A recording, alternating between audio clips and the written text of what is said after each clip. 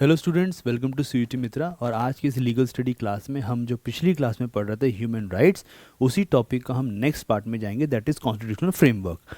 और इसमें मैंने आपको बताया था कि कॉन्स्टिट्यूशनल फ्रेमवर्क के साथ आपको इंस्टीट्यूशंस में कैसे कंप्लेंट मैकेनिज्म होता है और थोड़े से लॉज ये भी पढ़ना है। और कॉन्स्टिट्यूशनल फ्रेमवर्क जो है वो 4 चीज़ों में डिवाइडेड है। प्रीएम्बल है, फंडामेंटल राइट्स है, directive principles of state policy है और उसके साथ फंडामेंटल ड्यूटीज़ है। तो हमने ये इंश्योर किया है कि आप ये चारों से गुजरें। प्रीएम्बल में ऑलरेडी करा चुका हूँ, फंडामेंटल राइट्स मैंने कल शुरू कर दिया था। हालांकि आज की क्लास में मैं आपको थोड़ा सा एक ब्रीफ ओवरव्यू दे दूंगा और हम कोशिश करेंगे कि आज हम फंडामेंटल राइट्स पार्ट को पूरा का पूरा कंप्लीट करके यहाँ से जाएं।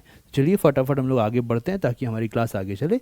जैसे मैंने आपको अभी बताया कि आपको 4 चीज़ें ध्यान देनी है। प्रीएम्बल पर ध्यान देना है, ये आप लोग अच्छे से कवर कर चुके हैं। फंडामेंटल राइट्स पे ध्यान देना है, ये अभी हम लोग कर रहे हैं।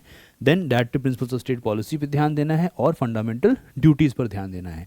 यही इंडियन कॉन्स्टिट्यूशन में ह्यूमन राइट्स के फ्रेमवर्क है, ये बात ध्यान रखिएगा। Plus always remember that you have to remember the parts as well. So part 3 is fundamental rights, part 4 is directive principles of state policy, and part 4a which was added by the constitutional amendment, this is the part of fundamental duties, right? So ये ध्यान रखना है।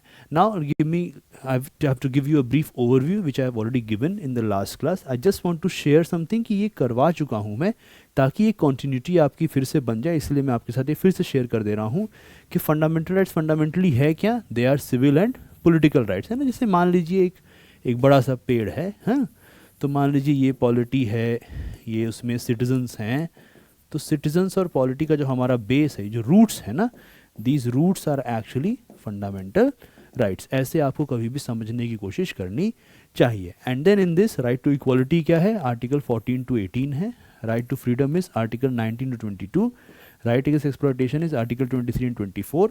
Right to freedom of religion है ना, ये है आपका article 25 to 28। Then minority rights हैं या कल्चरल एजुकेशनल राइट्स के नाम से जाना जाता है, दैट इज आर्टिकल 29 and 30।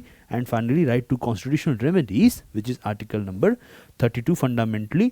बाकी 32 से लेकर जो 35 के आर्टिकल्स हैं वो और चीज़ों से रिलेटेड हैं, रेमेडियल नेचर है उसमें, और भी चीज़ें हैं, बट 32 आपको मेन जो है वो याद रखना है। ये मैंने कल की क्लास में कराया था कि पहला जो है आर्टिकल 14 to 18 क्या है, राइट टू इक्वालिटी है। सो फंडामेंटली मैं एक रिवीजन दे देता हूँ। इक्वालिटी बस फंडामेंटली क्या हुआ, हम यहाँ पे सेम ट्रीटमेंट की बात नहीं कर रहे हैं, एक तरीके से आइडेंटिकल जिसको बोलते हैं उसकी बात नहीं हो रही है। हम यहाँ पे सेम ट्रीटमेंट को फेयरनेस की तरह समझ रहे हैं, प्रोपोर्शनैलिटी में समझना चाह रहे हैं कि हर किसी के साथ एक ऐसा व्यवहार हो कि कानून के सामने सब बराबर हैं। अब बराबर होने का अर्थ ये नहीं होता है कि कानून आंख बंद करा रहे। जो इंसान गरीब है, ज़्यादा तकलीफ है, उसकी ज़रूरतें कुछ और होंगी। जो इंसान किसी अन्य तरह के हिस्टोरिकल डिसएडवांटेज को फेस करके आ रहा है, उसकी ज़रूरतें कुछ और होंगी, उसके ह्यूमन राइट्स कंसर्न कुछ और होंगे। तो इस तरीके से हमें समझना होता है कि अलग अलग लेवल्स पर इक्वालिटी के डिफरेंट डिग्रीज हो सकते हैं। ऐसे में आर्टिकल 14 क्या है, इक्वालिटी बिफोर द लॉ और equal protection of laws. Article 15 prohibition of discrimination. Article 16 prohibition of discrimination in public employment. And article 17 is abolition of untouchability. Article 18 है एबोलिशन ऑफ टाइटल्स। उसके लिए आपको बहुत ज़्यादा ध्यान देने की जरूरत नहीं है, बिकॉज आर्टिकल 14, 15, 16 और 17 ऐसे आर्टिकल्स हैं जिस पे आपको ज़्यादा ध्यान देना चाहिए। तो ये मैंने पिछली क्लास में कवर कर दिया था। ये एक तरीके से आपको एक इंट्रोडक्टरी बेसिस पे मैं समझाना चाह रहा था कि हर तरह का जो डिस्क्रिमिनेशन जो है, फिर चाहे वो कास्ट के बेसिस पे हो, रिलीजन के बेसिस पे हो, ठीक है, आपका जेंडर के बेसिस पे हो, राइट, इस तरह के डिस्क्रिमिनेशन को इंडियन कॉन्स्टिट्यूशन ने अनकॉन्स्टिट्यूशनल घोषित किया हुआ है। साथ में लॉ के अंदर सबको इक्वल ट्रीटमेंट मिले, इसको भी डिक्लेयर किया हुआ है। पब्लिक एम्प्लॉयमेंट में स्पेशल बेनिफिट्स दिए जा सकते हैं, वहाँ भी इक्वालिटी होनी चाहिए, लेकिन डिसएडवांटेज्ड ग्रुप को थोड़ा सा स्पेशल बेनिफिट दिया जा सकता है, इस पर फोकस किया गया। And finally we have article 17 which is evolution of untouchability, जिसमें यह इंश्योर किया गया है कि किसी के साथ भी अनटचेबिलिटी की प्रैक्टिस का इस्तेमाल नहीं किया जाना चाहिए, फिर चाहे वो कोई भी कर रहा हो। इन आर्टिकल्स की एक और खासियत बात यह है कि एक तरफ ये स्टेट के अगेंस्ट होते हैं, जो कल की क्लास में समझा रहा था कि rights are claims made against the state, है ना। आप स्टेट्स के विरोध में जब जाते हैं तब आपको राइट्स मिलते हैं। स्टेट को जब बांधा जाता है तब राइट्स मिलते हैं। स्टेट को जब टेम किया जाता है, उसे कंट्रोल किया जाता है कॉन्स्टिट्यूशनल बेसिस पे, तब आपको राइट्स मिलते हैं। कि आपको राइट्स कैसे मिल रहे हैं, कि स्टेट ये इंश्योर करेगा कि किसी के साथ अनटचेबिलिटी प्रैक्टिस नहीं की जा रही है। स्टेट ये इंश्योर करेगा कि पब्लिक एम्प्लॉयमेंट में किसी के साथ कास्ट से रिलेटेड डिस्क्रिमिनेशन नहीं हो रहा है। तो जब स्टेट को हम बांधते हैं कि आपको ये करना है, तब आपको राइट मिलता है, राइट अगेंस्ट डिस्क्रिमिनेशन है, राइट अगेंस्ट अनटचेबिलिटी। तो ये कुछ बातें थी जो हमने पिछली क्लास में किया था। नाउ लेट्स मूव फॉरवर्ड, और अगला जो राइट हमें जाना है वो है राइट टू फ्रीडम का, article number 19 to article number 22। तो फटाफट इसको हम समझते हैं कि ये है क्या। देखिए कई तरह के राइट्स हैं। फॉर एग्जांपल सबसे पहला क्या मिलता है, अगर हम आर्टिकल 19 की ही बात करें तो हमें क्या क्या मिलता है आर्टिकल 19 में। सबसे पहले मिलता है फ्रीडम ऑफ स्पीच, है ना, freedom of speech and expression. ये क्या है कि आपके पास अपनी बात कहने और अपने आप को एक्सप्रेस करने का, है ना, दोनों बातें ध्यान रखिएगा, अपनी बात कहने वर्बल तरीके से या किसी और तरीके से, और अपनी बात एक्सप्रेस करने का through some art form etcetera, इसका राइट आपके पास होना चाहिए। दूसरा क्या है, राइट टू पीसफुल असेंबली, मतलब शांति प्रिय तरीकों का इस्तेमाल करते हुए एक साथ कहीं पे जाना, इकट्ठा होना, ये है पीसफुल असेंबली के रूप में एसोसिएट होना, है ना, ग्रुप बनाना, गैदरिंग विदाउट आर्म्स, ये है, ठीक है। राइट टू फॉर्म एसोसिएशन, यहीं से निकल के आ रहा है कि संगठन बनाना। संगठन का पर्पस क्या होता है कि आप यूनियंस बनाते हैं, यूनाइटेड होते हैं फॉर लॉफुल पर्पसेस। मान लीजिए आपकी कोई डिमांड है, आप कोई पार्टी बनाना चाहते हैं, कोई प्रेशर ग्रुप आप बना रहे हैं, ये सब यहाँ से। राइट टू मूवमेंट या right to freely go in any part of territory of India, इससे क्या होता है आपकी लाइफ की मोबिलिटी होती है, आपकी पर्सनल लिबर्टी यहाँ से निकल के आती है कि आप फ्री होकर भारत में कहीं भी आ जा सकते हैं, है ना, रिसाइड करना, कहीं भी भारत में आना जाना। Then freedom to practise profession, ये क्या है कि आप किसी भी ऑक्यूपेशन या बिजनेस का पार्ट बन सकते हैं। डेफिनेटली याद रखिएगा, अब ये नहीं कि आपने डॉक्टर की डिग्री नहीं ली है अब कह रहे हैं मैं डॉक्टर बनूंगा, ऐसा नहीं है। रीजनेबल रेस्ट्रिक्शंस हमेशा लगाए जाते हैं, but you have right to practise any profession you want. ये क्या है, ये आपको कास्ट के बैरियर से बाहर निकाल रहा है। अगर आपके पिताजी मान लीजिए ऐसे वर्ग में थे जिनको डेस्टिन्ड किया गया था किसी एक कास्ट हायरार्की की में आपको यही काम करना है, तो ज़रूरी नहीं कि आपको भी करना पड़े। अब आप आज़ाद हैं, भारत आज़ाद है, India is a modern democracy, we have a constitution, so it is not going to be imposed upon you. Bonded labour का बच्चा, जैसे बॉन्डेड लेबर था ना, जिसे हम बोलते हैं बंधुआ मजदूरी का प्रथा था, तो उनके में बच्चे जो होते थे वो भी बंधुआ मजदूर पैदा हो जाते थे। स्लेवरी में क्या था, स्लेव का बच्चा भी स्लेव कहलाता था, तो उनको स्लेव वाला ही काम करना पड़ता था। बट ये नहीं होगा, अब क्या है, राइट टू प्रैक्टिस प्रोफेशन। और ध्यान रखिएगा, अगर आपको सही मायनों में, है ना, बैलेंसिंग है, इफ़ यू रियली वांट कि आप अपनी लिबर्टीज़ को एंजॉय कर सकें, लिबर्टीज़ या इन फ्रीडम्स को, ये जो आपके ह्यूमन राइट्स हैं, आप चाहते हैं कि आप इनको एंजॉय करें, तो खतरा कहाँ कहाँ से आ सकता है ना, एंजॉयमेंट को लेकर, या आप इसे यूज़ कर सकें, है ना, इसे यूटिलाइज कर सकें, तो खतरा कहाँ कहाँ से। एक तो खतरा है बाकी इंडिविजुअल्स से, एक खतरा है स्टेट से, एक खतरा हो सकता है बड़े लेवल पे सोसाइटी से, और एक खतरा हो सकता है इसी तरह से किसी प्रकार की कम्युनिटी से। तो देखिए, स्टेट को तो आपने कंट्रोल ही कर लिया फंडामेंटल राइट्स लिख के, सोसाइटी कम्युनिटी को भी कर दिया, इंडिविजुअल को आप कैसे करेंगे। तो इन सबको करने का तरीका क्या है कि अगर मैं चाहता हूं कि मैं अपनी लिबर्टीज़ और फ्रीडम को एंजॉय कर सकूं, तो मुझे भी तो होना चाहिए ना कि कोई दूसरा भी कर सके। तो इसीलिए इन सब फ्रीडम्स पे क्या होता है, रीजनेबल रेस्ट्रिक्शंस लगाए जाते हैं। जैसे आप कोई ऐसे काम नहीं करेंगे जो भारत के खिलाफ हो, फ्रेंडली रिलेशंस के खिलाफ हो, पब्लिक ऑर्डर के खिलाफ हो, डिसेंसी या मॉरलिटी के खिलाफ हो, किसी तरह का हिंसा भड़काने का काम करता हो, तो ये रीजनेबल रेस्ट्रिक्शंस हैं। ये क्यों रीजनेबल हैं, क्योंकि इसकी वजह से आपके यहाँ पे एक प्रॉपर ऑर्डर रहता है जिसमें हर कोई अपने लिबर्टीज़ को इक्वल बेसिस पे एंजॉय कर पाता है। फॉर एग्जाम्पल अगर आप देखेंगे तो देखिए, जो freedom of speech and expression है, ये क्या है, सॉवरेनिटी और इंटीग्रिटी ऑफ इंडिया, आप इसको वायलेट नहीं कर सकते। सिक्योरिटी ऑफ स्टेट को वायलेट नहीं कर सकते। Friendly relations with foreign states, इसको वायलेट नहीं कर सकते। पब्लिक ऑर्डर को वायलेट नहीं कर सकते। डिसेंसी और मोरालिटी को वायलेट नहीं कर सकते, है ना, अश्लील चीज़ें लोग बनाते हैं, वल्गर कंटेंट डालते हैं, वो नहीं हो सकता। कंटेम्प्ट ऑफ कोर्ट, ये नहीं कि अब आपको कोई बात खराब लग रही है तो आप जज साहब के ऊपर फालतू का इल्ज़ाम लगाए जा रहे हैं, ये नहीं कर सकते। डिफेमेशन, किसी का मजाक या हास्यास्पद तरीके से उसका बहुत ही गंदा मजाक नहीं बना सकते। और अपनी बात ऐसे ही नहीं कह सकते जिससे हिंसा भड़क जाए, मतलब आप हिटलर जैसी बातें नहीं कर सकते। दूसरा क्या है, freedom to assemble peacefully and without arms. इसमें क्या क्या रेस्ट्रिक्शंस है, number 1 sovereignty and integrity of India, अगर इस पे आपका असेंबली खतरा है तो आपको रोक दिया जाएगा। फॉर एग्जांपल देखिए, जो आपके पास पब्लिक ऑर्डर है, कभी कभी आपने सुना होगा ना कि नहीं नहीं इनको जाने की इजाज़त नहीं है, इनके जाने से वहाँ पे शांति में खलल पड़ सकता है, राइट, इस तरह की बातें की जाती है ना, तो ये आर्ग्यूमेंट है। तीसरा है फ्रीडम टू फॉर्म एसोसिएशंस और यूनियंस, मतलब कि आपको यहाँ रेस्ट्रिक्शंस क्या है, फिर से sovereignty and integrity of India, public order और मोरालिटी। जैसे मान लीजिए कोई आके बोले कि हाँ मैं माओवादी पार्टी बनाना चाहता हूँ और मैं इंडियन स्टेट को ख़त्म कर देना चाहता हूँ, तो आपको अलाउ किया जाएगा ये सब करने के लिए? बिल्कुल नहीं किया जाएगा। क्यों? क्योंकि आप sovereignty and integrity of India के खिलाफ जा रहे हैं। अगर मान लीजिए हम मूवमेंट की बात करें, डिसाइड करने की बात करें, तो इसमें भी क्या होना चाहिए, आपका मूवमेंट जनरल पब्लिक के इंटरेस्ट में होना चाहिए, और ऐसा कोई भी आपका मूवमेंट नहीं होना चाहिए जिससे शेड्यूल्ड ट्राइब जहाँ रहते हैं वहाँ उनके अधिकारों का हनन हो जाए। जो हमारे शेड्यूल्ड ट्राइब हैं वो लोग कौन हैं? वो किसी एक ज़मीन पर लाखों सालों से रह रहे हैं, उनके पूर्वज वहीं आके बस गए थे और उन्होंने अपने हिसाब से मेहनत करते हुए ये इंश्योर किया कि वो जल, जंगल और ज़मीन और पहाड़ ये बचे रहे हैं ना, इकोलॉजी के साथ बैलेंस में वो जीते हैं। अक्सर हम लोग इस बात को पढ़ना कई बार पसंद नहीं करते हैं, कुछ लोग, कई बार उन लोगों को पढ़ाया ही नहीं जाता है कि आज जो हम लोग हैं, हमें ये पता है कि हल्दी खाने वाली चीज़ है, हमें पता है कि नमक खाने वाला चीज़ है, हमें हर चीज़ पता है ना, कौन चीज़ खाने वाली है, कौन सा दवाई में इस्तेमाल होता है। इनिशियली ये नॉलेज आया कहाँ से? ये ट्राइबल्स से आया है, जो आज शेड्यूल ट्राइब्स, कुछ उनमें से शेड्यूल ट्राइब जो नोटिफाई किए जाते हैं उन्हें शेड्यूल ट्राइब का दर्जा दिया जाता है। तो आप उनके जो उनके इंटरेस्ट हैं उसके अगेंस्ट आप कोई भी काम ऐसा नहीं कर सकते। And finally freedom to practise any profession और to carry on any occupation, trade और बिजनेस। इसमें भी कई तरह के रेस्ट्रिक्शंस हैं। फॉर एग्जांपल, आपका ऑक्यूपेशन जनरल पब्लिक के इंटरेस्ट में होना चाहिए, जो स्टेट ने टेक्निकल क्वालिफिकेशंस डाल रखी हैं उसको फॉलो करना। वही बात है, डॉक्टर की डिग्री नहीं है लेकिन डॉक्टर बनना है, ये सब काम आपको नहीं करना है। तो इस तरह के बहुत सारे रेस्ट्रिक्शंस हैं।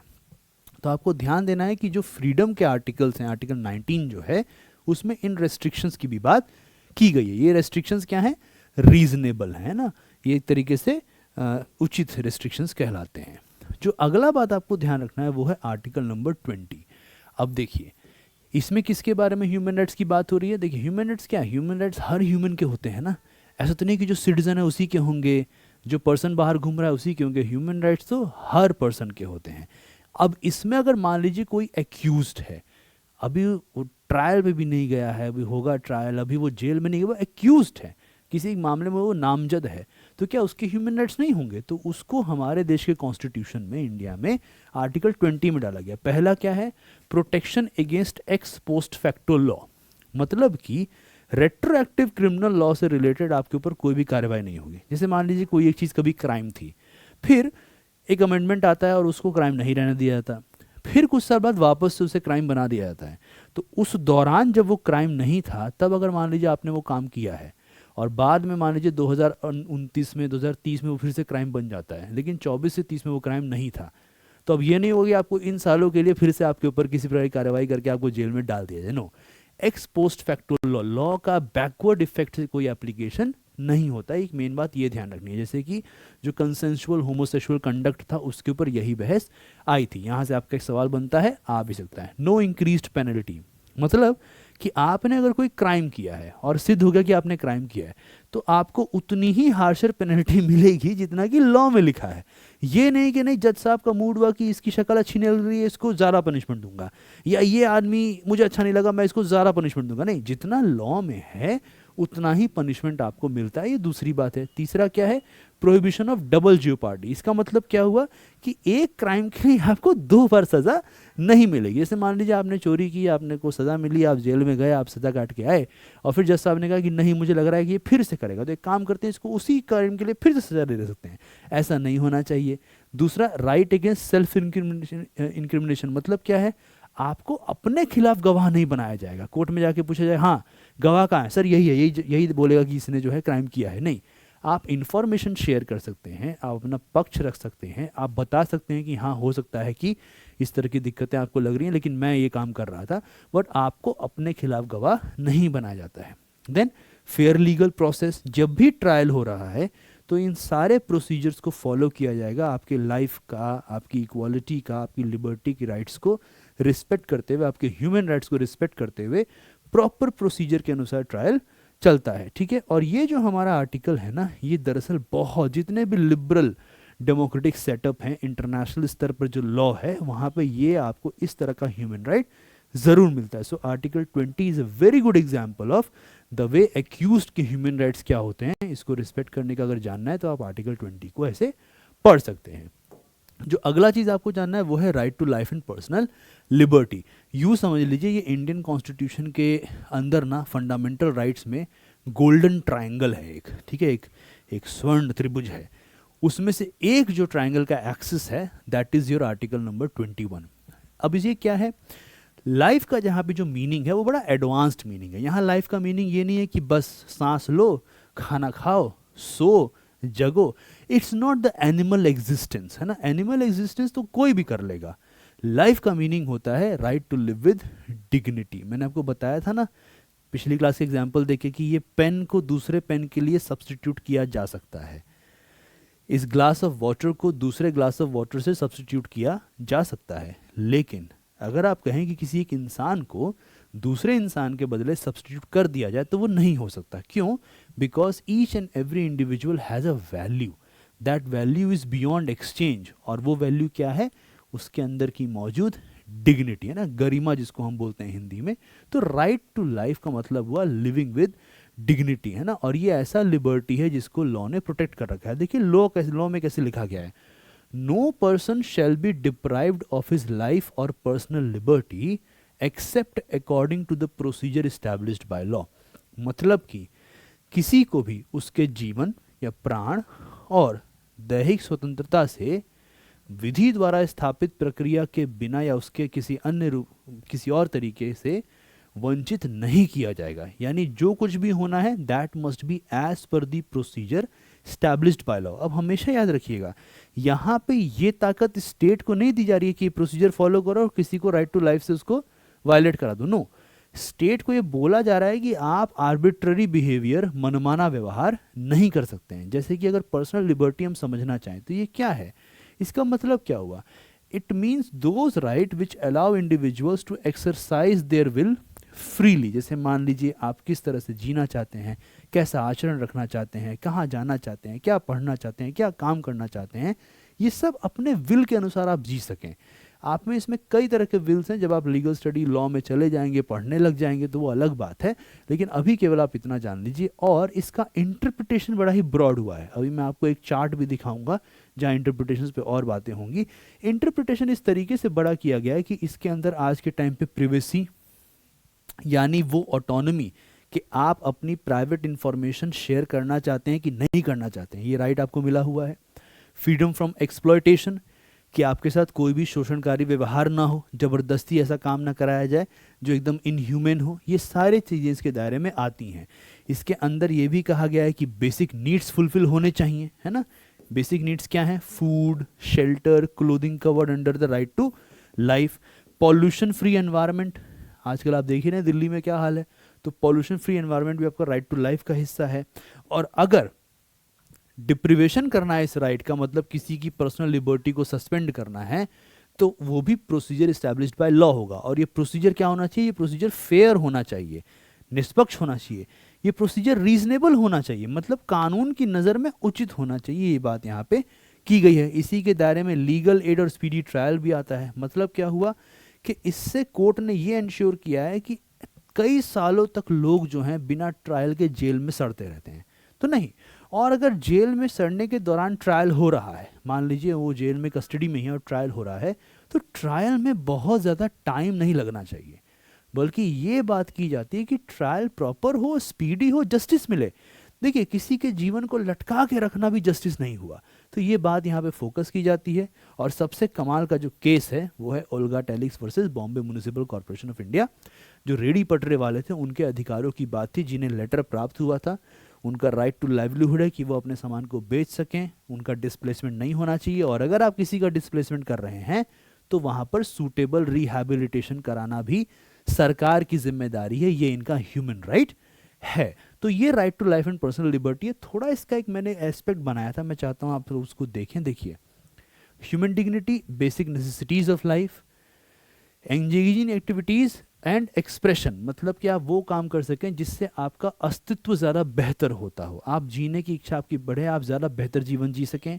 इसमें ट्रेडिशन, हेरिटेज, कल्चर, प्रिवेसी, ये सारे दायरे आते हैं। Pollution free environment and livelihood, sexual harassment के अगेंस्ट है।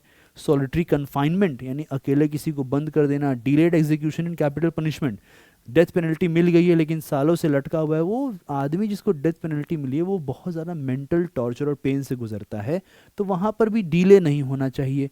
कस्टोडियल वायलेंस नहीं होना चाहिए कि पुलिस कस्टडी में और उसके साथ हिंसा हो रहा है, उसको टॉर्चर किया जा रहा है।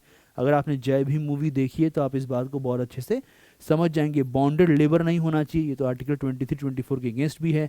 क्रूवल और अनयूजुअल पनिशमेंट नहीं देना चाहिए, किसी के साथ टॉर्चर नहीं होना चाहिए। Then legal aid, speedy trial, shelter, health care, medical provisions, ये सारा का सारा जो है ये सब किसके दायरे में आता है?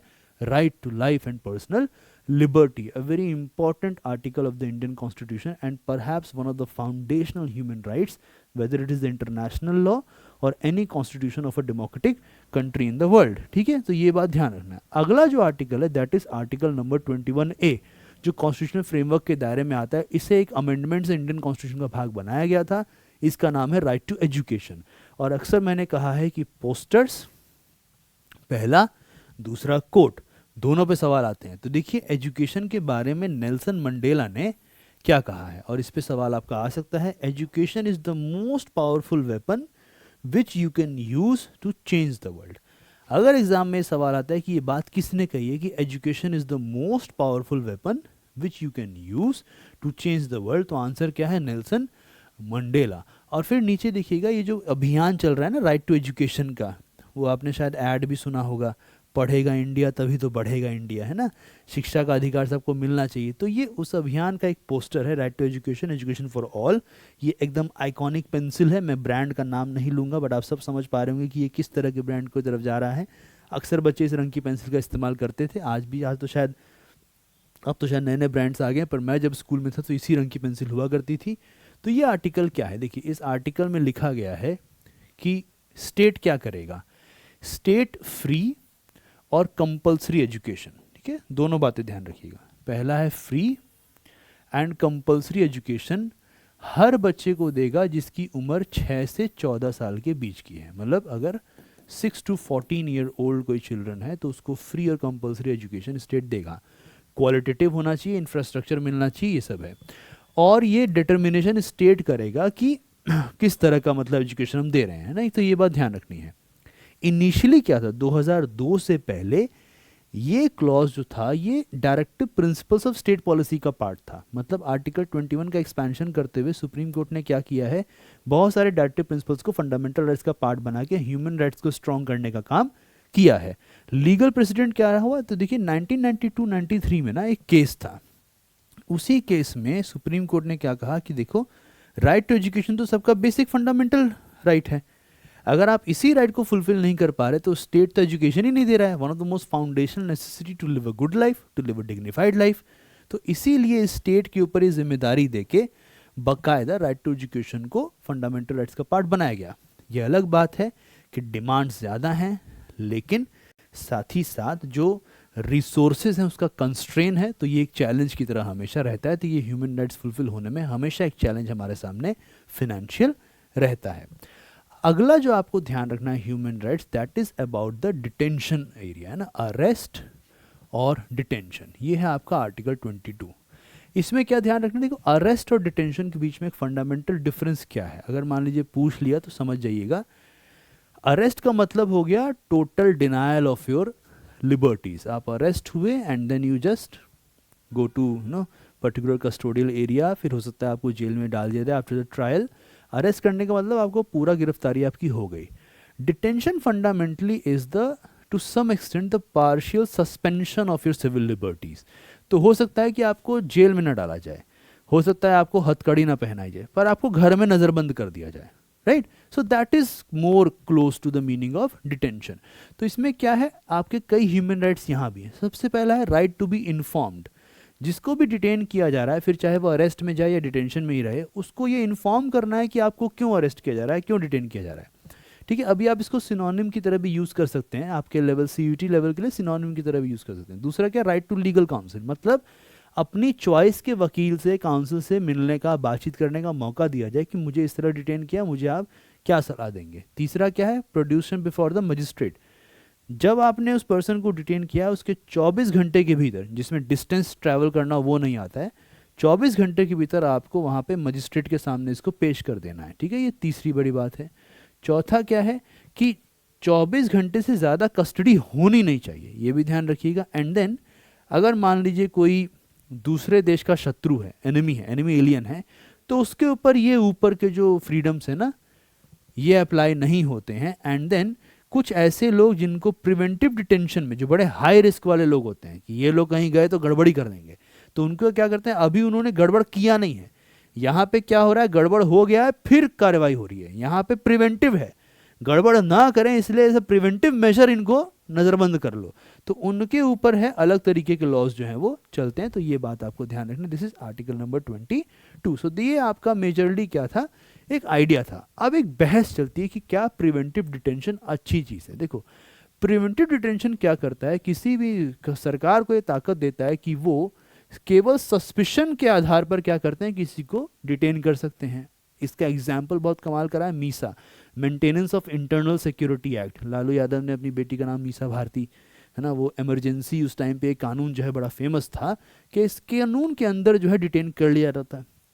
बहुत सारे लोगों ने कहा है, ह्यूमन राइट्स ऑर्गेनाइजेशंस ने कहा है कि जो लोग पॉलिटिकल पावर रखते हैं वो ऑपोजिशन या जो उनकी बात को नहीं समझता, जब वो सत्ता में आते हैं तो अपोजिट व्यूज़ को दबाने के लिए इसका इस्तेमाल करने लगते हैं। और अभी भी क्या है, इसमें एक बाकायदा डिबेट चल रहा है कि ये ह्यूमन राइट्स को वायलेट करता है। हालांकि कुछ लोगों का ये भी कहना है कि देखो, समाज में कई तरह के लोग होते हैं और सोसाइटल सिक्योरिटी के पैरामीटर से देखा जाए तो इस कानून को पूरा ख़त्म कर देना ठीक नहीं होगा। मतलब ये ऐसे समझिए कि अभी भी बहुत सारे ऐसे लोग मौजूद हैं जो चाहते हैं कि समाज में अराजकता फैल जाए। तो अगर आपके पास ऐसा कोई लीगल रिकोर्स नहीं हुआ तो आप कैसे इंश्योर करेंगे कि उस तरह के लोग ऐसी कार्यवाही नहीं कर रहे हैं या इस तरह की एक्टिविटीज़ का पार्ट नहीं बन रहे हैं। तो एक ये बात हमें ध्यान रखनी है। अगला जो आपका ह्यूमन राइट आता है, that is about the idea of right against exploitation. इसमें हमें आर्टिकल 23 और 24 से गुजरना होता है। ना what is article 23 and what is article 24, अभी इसके ऊपर हम लोग आराम से बात करेंगे। अभी सबसे पहले आप इस पोस्टर को देखिए। एक है चाइल्ड एब्डक्शन, मतलब बच्चे को आपने किडनैप कर लिया। दूसरा है ह्यूमन केज, किसी को आपने क्या किया, टॉर्चर करने के लिए उसे केज में डाल दिया। फोर्स्ड प्रोस्टिट्यूशन, मतलब हुआ कि जो लड़कियां हैं उनको आप वैश्यावृत्ति, देह के व्यापार में ज़बरदस्ती झोंक रहे हैं। फोर्स्ड लेबर, किसी से आप जबरन जो है श्रम करा रहे हैं। फोर्स्ड मैरिज, है ना, ज़बरदस्ती किसी की शादी किसी से कर दे रहे हैं। ऑर्गन थेफ्ट, है ना, आपने सुना होगा किडनी चोर, है ना, कि कोई गया और किडनी चोरी हो जा रही तो ऑर्गन आप, सेलिंग अ बेबी, बच्चे को आप बेच दे रहे हैं, बच्चा ट्रैफिक हो जा रहा है। देन फोर्स्ड चाइल्ड बेगर, बच्चे से ज़बरदस्ती आप भीख मंगवा रहे हैं। एंड देन ट्रैफिकिंग बोट, मतलब आप एक जगह से दूसरी जगह पे गैर कानूनी तरीके से लोगों को इस तरह के बाज़ार में बेचने के लिए या उन्हें किसी तरह का झांसा देकर ट्रैफिक कर रहे हैं ना, उनका एक तरह से from one place to another you are making the person move, है ना, this is a trafficking. And trafficking is always in one way और the other, it is always bad, right. So ये चैलेंजेस हैं। अब आप ये examples क्या हैं, these are the examples of different kind of human trafficking, ठीक है। इस तरीके से क्या होता है, ह्यूमन ट्रैफिकिंग किया जाता है, उसमें इस तरह के टॉर्चर्स जो हैं वो इन्वॉल्व होते हैं और इसके मल्टीपल फैक्टर्स हैं, कहीं टॉर्चर के लिए, कहीं किसी तरीके से, मतलब ये होता है। इंडियन कॉन्स्टिट्यूशन क्या करता है, आर्टिकल 23 एंड 24 के माध्यम से दो चीज़ें कर रहा है। जहाँ तक आर्टिकल 23 की बात है, prohibition of traffic in human beings and force labour, मतलब मनुष्य का व्यापार करना, उसे ट्रैफिक करना, और दूसरा ज़बरदस्ती श्रम कराना, ये दोनों प्रोहिबिटेड हैं। तभी आप लोग डिमांड करते हैं ना कि हमने इतना काम किया तो इतना पैसा दो, राइट। सो ये आर्ग्यूमेंट्स है। अब ये है क्या, आर्टिकल 23 सबसे पहले ट्रैफिकिंग को बैन करता है, फोर्स लेबर को बैन करता है, और यहीं से निकल के आता है एंटी बेगिंग लॉ, क्योंकि ये माना जाता है कि जब आप भीख मांगते हैं तो आप अपने डिग्निटी के साथ कॉम्प्रोमाइज़ करते हैं। देखिए, गरीबी सबसे पहले क्या हटाती है आपके जीवन से, गरिमा हटा देती है। ये अक्सर देखा जाता है कि जो लोग सड़क पे देखिए ना कि लोग पड़े हुए हैं, परेशान हैं, चंदे पर निर्भर हैं, या कोई आके लंगर बांट देगा तो उस पर खाने के लिए निर्भर हैं, तो उनकी आंखों में आप देखिएगा कि एक टाइम के बाद वो आदत सी बन जाती है, ठीक है। अभी कितनी अजीब बात है, ऐसा नहीं है कि उनके अंदर सम्मान का बोध नहीं होता, लेकिन डर के मारे वो अपने सम्मान के बोध को कई बार झुका के चलते हैं कि कोई उनको किसी भी तरह ट्रीट करके चले जा रहा है। स्ट्रीट पे जो बेगर्स हैं, आपने देखा होगा कि लोग कई तरह से उनके साथ पेश आते हैं, लेकिन वो डर के मारे कुछ नहीं कहते। क्यों? क्योंकि उनका उतना स्ट्रॉन्ग इकोनॉमिक बेस या फिनेंशियल बेस अभी नहीं है। लेकिन इसका ये मतलब नहीं कि जिस स्थिति में वो हैं उसे सही मान लिया जाए, है ना। इसीलिए कॉन्स्टिट्यूशन क्या करता है, इसको गलत मानता है। और आर्टिकल 23 इन दो चीज़ों को रोकते हुए ये इंश्योर करता है कि इंडिविजुअल का जो विल है वो प्रिवेल होना चाहिए। ये नहीं कि इंडिविजुअल का विल ही प्रिवेल नहीं हो रहा है और अपने हिसाब से इंडिविजुअल को जो है और ज़्यादा मिजरेबल कंडीशन में जीने के लिए मजबूर उसको किया जा रहा है और सरकार कोई काम नहीं कर रही है। The government is not doing anything, that should not be the case. And when it comes to article number 24, it is specific article connected with the needs of children. ये क्या है, 14 साल से कम उम्र के बच्चों को आप किसी हजार्डस सर्कमस्टांस में एम्प्लॉय नहीं कर सकते। सो जो 14 ईयर से कम उम्र के बच्चे हैं उन्हें आप किसी भी ऐसी परिसंकट में स्थिति में नहीं डाल सकते एज अ एम्प्लॉयड पर्सन कि उसकी जान खतरे में हो। फॉर एग्जांपल मान लीजिए जो माइनिंग है, फैक्ट्रीज हैं, या मान लीजिए जो बम बनाने की फैक्ट्रीज होती हैं, पटाखा बनाने की फैक्ट्रीज होती हैं, वहाँ पर आप ये काम नहीं कर सकते। और इन दो आर्टिकल्स को अच्छे से लागू करने के लिए देश में कई कानून पास हुए हैं, जिसमें मान लीजिए मिनिमम वेजेस एक्ट है, एंटी बेगिंग लॉ है, राइट, है ना, और भी जो लेजिस्लेशंस हैं including the prevention of SC and ST atrocities act, ये सारे इसको इंश्योर करते हैं। बॉन्डेड लेबर एबोलिशन एक्ट, ठीक है। सो ये जितने भी हैं ना, ये इसी से रिलेटेड हैं जहाँ पे ट्रैफिकिंग को रोका जा सके। तो ये बात आपको ध्यान रखनी है। इसी में कुछ चीज़ें देख लीजिए, जैसे ट्रैफिकिंग क्या होता है। यहाँ पे CUET आपसे कई तरह के सवाल पूछ सकता है। सबसे पहले मैं नीचे का आपको बताऊंगा, फिर हम लोग ऊपर का देखेंगे। अगर हम एग्जाम्पल्स देखें और तो forced sex worker, forced organ transplantation, forced surrogacy, ज़बरदस्ती आप किसी से बच्चा पैदा करवा रहे हैं, forced to work in the factories of hazardous activities, ये पटाखा बन रहा है, फोर्स्ड इनटू बेगिंग, ये आपके एग्जाम्पल्स हुए। बट व्हाट अबाउट ट्रैफिकिंग, है ना, ट्रैफिकिंग को आप कैसे समझेंगे। तो देखिए, ट्रैफिकिंग को समझने का 3 स्टेज है। सबसे पहला स्टेज है कि आप एक्ट ऑफ ट्रैफिकिंग को समझें कि ट्रैफिकिंग होता कैसे है। दूसरा है कि आप मीन्स ऑफ ट्रैफिकिंग को समझें, है ना, किस तरीके से कराया जा रहा है। और तीसरा होता है कि आप पर्पस ऑफ ट्रैफिकिंग को समझें। ये 3 मेजर चीज़ें हैं। अब अगर मान लीजिए हम आएँ और बात करें एक्ट ऑफ ट्रैफिकिंग पे, तो रिक्रूटमेंट, ट्रांसपोर्ट, ट्रांसफ़र, हार्बरिंग और रिसीट ऑफ पर्सनस, ये सारे ट्रैफिकिंग के एक्ट हैं। आपने किसी को भर्ती कर लिया, किसी को ट्रांसपोर्ट कर रहे हैं, ट्रांसफ़र कर रहे हैं, भेज रहे हैं कहीं दूसरी जगह, वहाँ जाके पता लगता है कि वो तो कहीं और ही फंस गया। तो पहला ये है। मीन्स क्या है, कैसे आप करवाते हैं। मान लीजिए आप डराते हैं, धमकाते हैं, किडनैप करते हैं, घपला कर देते हैं, फरेब करते हैं, डिसेप्शन होता है, abuse of power of vulnerability, मतलब सामने वाला कमज़ोर है तो आप उसके साथ पावर का गलत इस्तेमाल करते हैं, या आप ये कहते हैं कि देखो इतना पैसा तुमको मिल जाएगा, तुम्हारी फैमिली भी खुश रहेगी, क्या करना है आ जाओ, तुम्हें बस कुछ नहीं करना है, प्रोस्टिट्यूशन का पार्ट बन जाना है। तो फैमिली को सपोर्ट करने के लिए, लाइफ को बेहतर बनाने का सपना लेकर कई सारे लोग इस काम में झुक भी जाते हैं। और पर्पस क्या है, पर्पस पहला है एक्सप्लॉइट करना, जैसे कि दूसरे के साथ prostitution, sexual exploitation, force labour, है ना, स्लेवरी या सिमिलर प्रैक्टिसेस, या अन्य तरह का एक्सप्लॉयटेशन, रिमूवल ऑफ ऑर्गन्स। तो अगर मान लीजिए CUET के पेपर में आपसे पूछा जाए कि मीन्स क्या क्या हैं, पर्पस क्या है, या एक्ट ऑफ ट्रैफिकिंग में क्या क्या आता है, सो इस क्वेश्चन को बहुत ही अच्छे से सॉल्व कीजिएगा। ये 3 चीज़ें मैंने आपको दी है ना, आपका यहाँ पे एक डिफ़िकल्ट सवाल जो है वो बनता है। अक्सर क्या होता है कि स्टूडेंट्स को इसके आइडिया नहीं होता है कि what is the act of trafficking, what are the means of trafficking and what is the purpose of trafficking.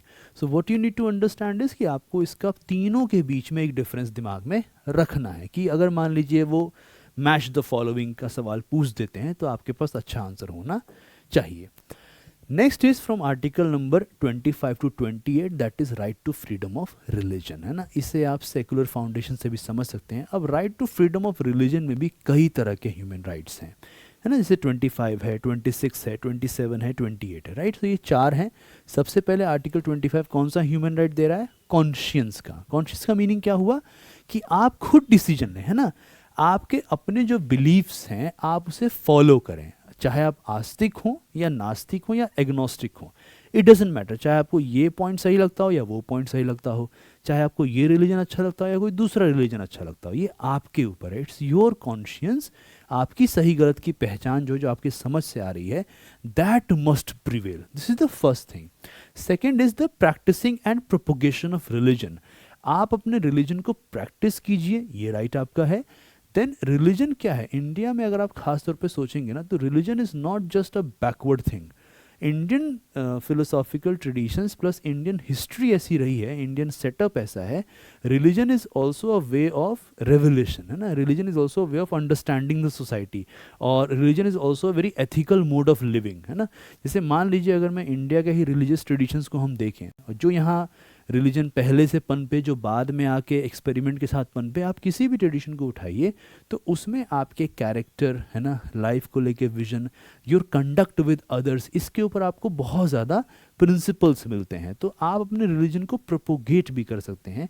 और ये बड़ा कमाल का है कि इसमें कुछ रेस्ट्रिक्शंस भी हैं। जैसे मान लीजिए आप पब्लिक ऑर्डर को कॉम्प्रोमाइज़ नहीं कर सकते, अब है ना, आप मोरालिटी को कॉम्प्रोमाइज़ नहीं कर सकते, आप पब्लिक हेल्थ को भी कॉम्प्रोमाइज़ नहीं कर सकते, हेल्थ को ही कॉम्प्रोमाइज। मान लीजिए आप कोई कह रहा है कि नहीं हम लोग कोविड वैक्सीनेशन नहीं लगाएंगे, ये हमारे रिलीजन के खिलाफ है, तो सरकार वो ज़बरदस्ती लगवा सकती है।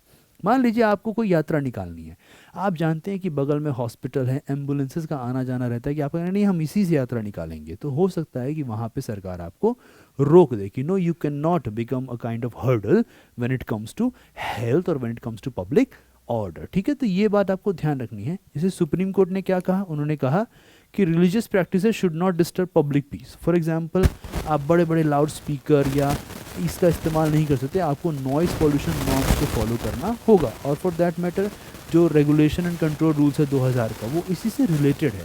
जैसे होता है ना कि अब चल रहा है तो कस के भूं भूं बज रहा है, या कोई बड़ा सा डीजे लग गया तो वो बज रहा है, तो ये सब नहीं होना चाहिए अगर वो नॉइस पॉल्यूशन कर रहा है। तीसरा चीज़ क्या है, स्टेट रेगुलेशन। जहाँ तक सेक्युलर प्रैक्टिसेस की बात है, ध्यान रखिएगा कि ये रेगुलेट किए जा सकते हैं। मतलब क्या है, जो लोग हिंदू हैं, सिख हैं, जैन हैं या बुद्धिस्ट इंस्टीट्यूशंस हैं, उसमें इक्वल एक्सेस सिक्योर करने के लिए रिलीजन को भी रेगुलेट किया जा सकता है। अब यहाँ पे ना आप एक बात हमेशा, ताकि आप कंफ्यूज ना हो, एक चीज़ मैं आपको बता देना चाहता हूँ। देखिए, जब आप इंडियन कॉन्स्टिट्यूशन की बात करेंगे, है ना, रिलीजन की बात करेंगे, और इसमें मैं यहाँ पे अगर लिख देता हूँ राइट्स, और इसे हम आर्टिकल 25 to 28 लिख देते हैं। ठीक है, तो एक बात हमेशा ध्यान रखिएगा for your CUT paper, Indian constitution क्या करता है, दो चीज़ों में ना डिफरेंस करता है। एक है रिलीजियस डायमेंशंस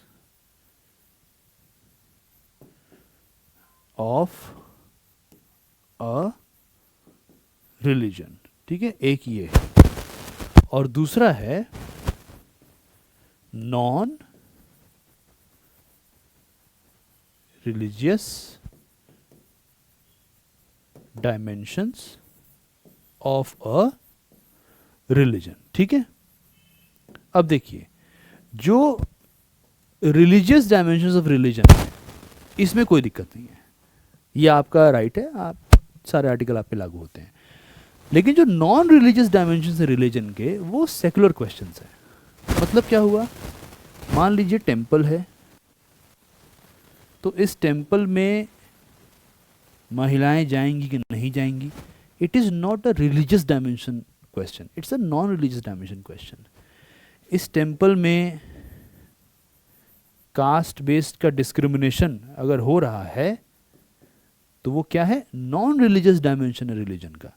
तो यही बात यहाँ समझाने की कोशिश की गई है कि इक्वल एक्सेस को इंश्योर करने के लिए सेकुलर क्वेश्चंस जो हैं, नॉन रिलीजियस क्वेश्चंस जो हैं, उसके ऊपर स्टेट जो है रेगुलेशन कर सकता है। अगले और आर्टिकल्स क्या हैं, 25 तो हो गया, आर्टिकल 26, आर्टिकल 27 एंड आर्टिकल 28। आइए इसको भी समझ लेते हैं। When it comes to Article 26, it is about freedom to manage religious affairs. ये रिलीजियस डिनोमिनेशंस को, इंस्टीट्यूशंस को राइट दिया जा रहा है, संप्रदायों को राइट दिया जा रहा है। क्या राइट दिया जा रहा है, नंबर 1, आप अपने इंस्टीट्यूशंस को स्टैब्लिश कर सकते हैं, मैनेज कर सकते हैं। नंबर 2, आप रिलीजियस अफेयर्स को मैनेज कर सकते हैं, और प्रॉपर्टी राइट्स भी आपको मिलते हैं कि मठ, सुनो ना, मठ कई बार लैंड खरीद लेते हैं, ये सब चीज़ें होती हैं। लेकिन ध्यान रखिएगा, कुछ भी जो आप कर रहे हैं वो सब क्या है, किसके सब्जेक्ट है, public order, morality and health, ये 3 चीज़ों का कॉम्प्रोमाइज़ नहीं हो सकता। फ्रीडम फ्रॉम रिलीजियस टैक्सेशन, ये इंडिया के बाकी लोगों को मिला हुआ है। क्या मिला हुआ है कि स्टेट किसी रिलीजन को प्रमोट करने के लिए या मेंटेन करने के लिए टैक्स इम्पोज नहीं करेगा। आपने ध्यान दिया होगा कि जो डोनेशन वगैरह आते हैं ना, वो टैक्स्ड नहीं होते हैं, ठीक है, हमेशा याद रखिएगा, इसको टैक्सेशन से थोड़ा सा अलग रखते हैं। लेकिन इसमें एक और चीज़ है, जैसे फॉर एग्जांपल अगर मान लीजिए कल को कोई आके कहता है कि नहीं आप रिलीजन के नाम पे टैक्स दे, तो ये भी नहीं होगा। आप जब कभी भी ये लेते हो, आपको देखो चंदा होता है ना, आपकी पावती जो कटती रिसीट होता है उस पर चंदा, चैरिटी लिखा होता है ना, उस पर टैक्स वर्ड इस्तेमाल नहीं होता है।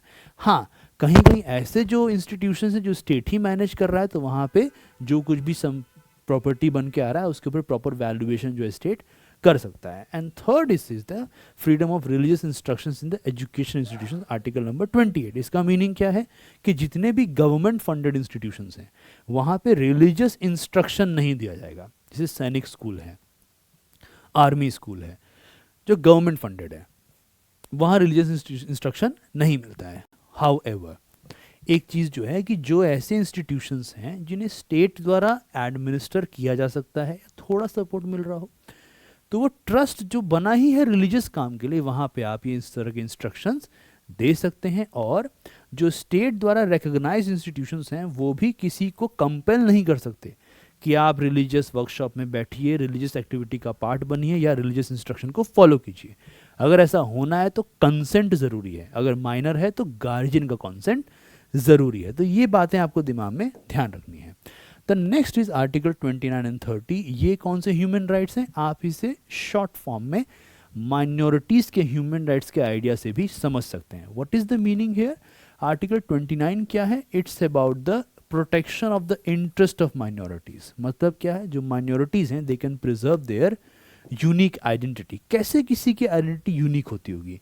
अपना लैंग्वेज बचा के, है ना, अपना स्क्रिप्ट बचा के, जिस तरह वो लिखते हैं बोलते हैं, अपना कल्चर बचा के। और जब कभी भी किसी भी एजुकेशनल डायमेंशन में हम बात करेंगे कि मान लीजिए स्टेट का कोई स्पॉन्सर्ड इंस्टीट्यूशन है, वहाँ पे पढ़ाई लिखाई की बात होगी, तो किसी भी इंसान को उसके रिलीजन, रेस, कास्ट, लैंग्वेज, इसके बेसिस पर डिस्क्रिमिनेट नहीं किया जाएगा। जो भी ऐसे इंस्टीट्यूशन होंगे जो स्टेट द्वारा सपोर्टेड हैं, इसका मतलब ये हो गया that there can be no discrimination on the basis of religion as well when it comes to access to the state supported educational institutions.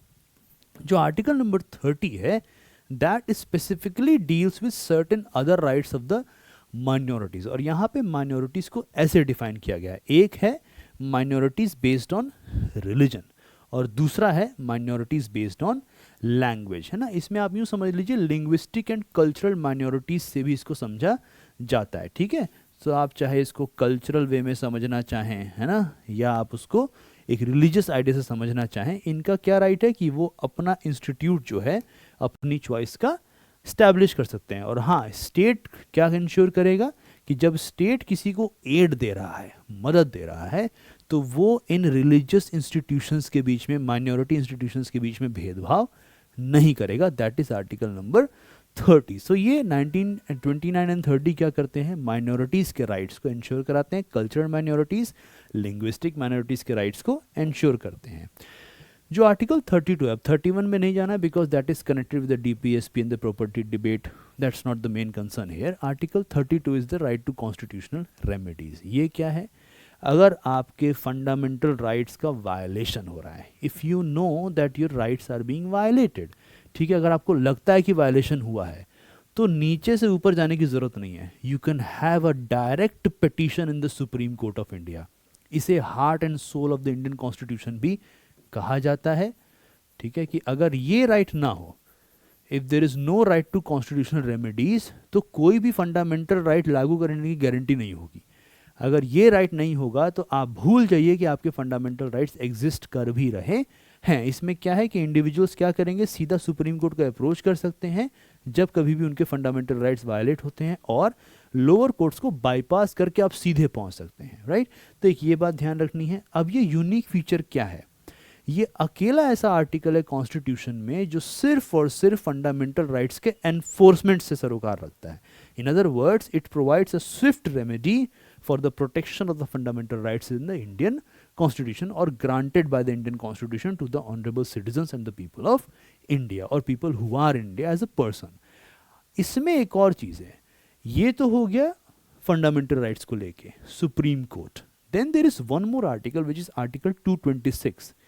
ये क्या करता है, हाई कोर्ट्स को पावर देता है कि अगर वहां पे फंडामेंटल राइट्स का वायलेशन हो रहा है उनके जुरिस्डिक्शन में, तो वो भी क्या कर सकते हैं, सीधा जुडिशियल इंटरवेंशन करके सिटीजन्स के राइट्स को बचा सकते हैं, उसके एनफोर्समेंट को स्टैब्लिश कर सकते हैं। अब आर्टिकल 32 का पब्लिक इंटरेस्ट लिटिगेशन से भी एक संबंध है। We have already covered public interest litigation when we were discussing the content of judiciary, है ना।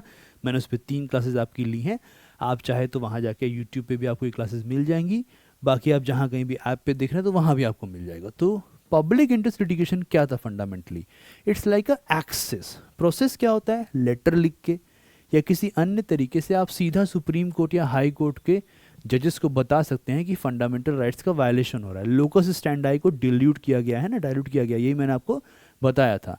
अब ये क्या है कि जब वो लेटर पहुंचता है कोर्ट के पास, then the court has the authority based on the situations gravity कि वो उसको प्रॉपर एक स्ट्रक्चर्ड फॉर्मल पिटीशन की तरह स्वीकार कर ले। हुसैन आरा खातून वर्सेस स्टेट ऑफ बिहार, बहुत सारे केस हैं जो मैंने आपको उस क्लास में डिस्कस किए थे।